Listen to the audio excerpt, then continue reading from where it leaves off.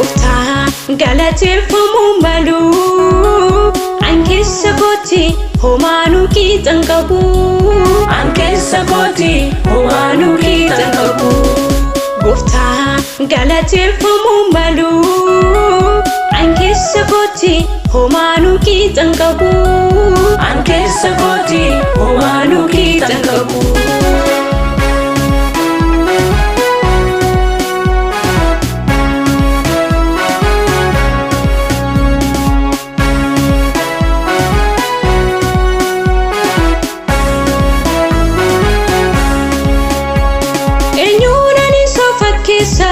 Eenyuun fakkaatu gochaa furmaasaa hundaaf galatolaan waa fudhatu asiis ilaale achiis ilaale injironaaf Yesuusin kan fakkaatu injironaaf Yesuusin kan fakkaatu eenyu dharee akkeessa raaree cubbuu keessaa kan nama baafatu dabarsee namaaf laatu injiru gonkumaa Yesuusin kan fakkaatu injiru gonkumaa Yesuusin kan fakkaatu injiru gonkumaa Yesuusin kan fakkaatu injiru gonkumaa Yesuusin kan fakkaatu galateeffamuu malu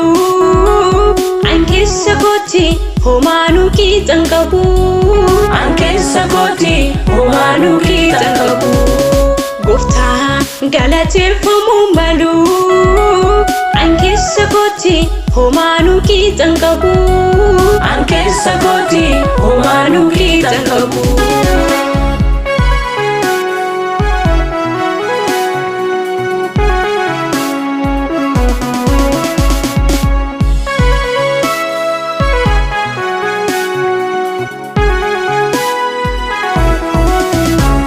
galanni dabalee daddabalee Yesuusaa guutuu isatu naaf laatee jireenya isaa hundumaan guutuu galanni koo yoomuu isaaf gadi nirratu galanni koo yoomuu isaaf gadi nirratu baara jireenya koo arshaa galataa godhee innumti yaa fudhatu innumti yaa fudhatu ani isaaf ta'ee jennaan homtuu naan hin falmatu maaliyyuu yoo ta'e si'achi ormi naan ergatu ani isaaf ta'ee jennaan homtuu naan hin falmatu maaliyyuu yoo ta'e si'achi ormi naan ergatu galateeffamuu malu ankeessa kooti homaanuu qiixan qabu ankeessa kooti homaanuu qiixan qabu Gooftaa galateeffamuu malu ankeessa kooti homaanuu qiixan qabu ankeessa kooti homaanuu qiixan qabu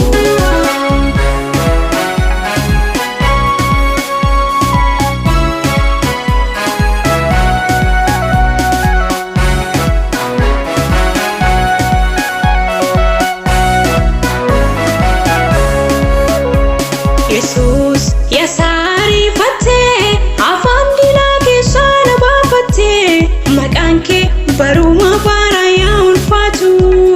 maqaan kee baruma baraan yaa ulfaatu waanan jedhu dhabnaan malee jechi koo kamuu gochaa kee hin gitu jechi koo kamuu gochaa kee hin gitu Sifsafu ulfaadhu atis galaata malee waa biraan arraanfeetu Sifsafu ulfaadhu atis galaata malee waa biraan arraanfeetu hidhaa koo ciccirtee gaaffii koo deebistee gooteetta lubbuun koo akkaasi gala dhugaana boibsitee gooteetta keessi bakka si galateeffatu. Siin galateeffadha siinanii kamee. Siin galateeffadha siinanii kamee. Siin galateeffadha siin galateeffadha.